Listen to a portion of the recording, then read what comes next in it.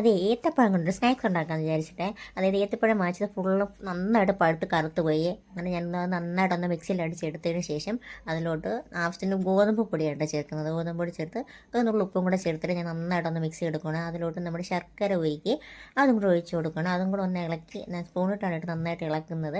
ഈ സ്പൂണിട്ട് ഇളക്കി വന്നപ്പോൾ മനസ്സിലായി സ്പൂണ് നമുക്ക് എന്തായാലും ശരിയാവും. അതായത് നമുക്ക് നമ്മുടെ കൈ തന്നെ ഇട്ട് ഇളക്കിയാലേ നന്നായിട്ട് അത് കുഴഞ്ഞു വരത്തുള്ളൂ.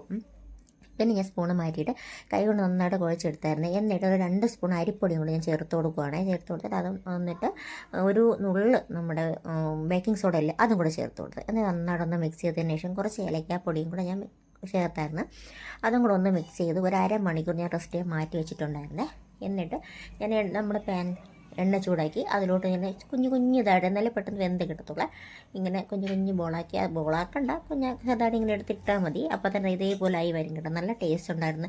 നമ്മൾ പെട്ടെന്നൊക്കെ ഏത്തപ്പഴമൊക്കെ ഉണ്ട് കുട്ടികൾ കഴിച്ചില്ല എന്നുണ്ടെങ്കിൽ നമ്മൾ ഇതുപോലെയൊക്കെ ഉണ്ടാക്കി കൊടുത്താൽ പിള്ളേർ കഴിക്കും. ഗോതമ്പ് മാവൊക്കെയല്ലേ നമ്മളെ വീട്ടിലുണ്ടാക്കുന്ന പലഹാരങ്ങൾക്ക് നല്ല ടേസ്റ്റ് ഉണ്ടാകത്തില്ല, പക്ഷെ നല്ല ടേസ്റ്റ് ഉണ്ടായിരുന്നു കേട്ടോ. അടിപൊളിയായിരുന്നേ.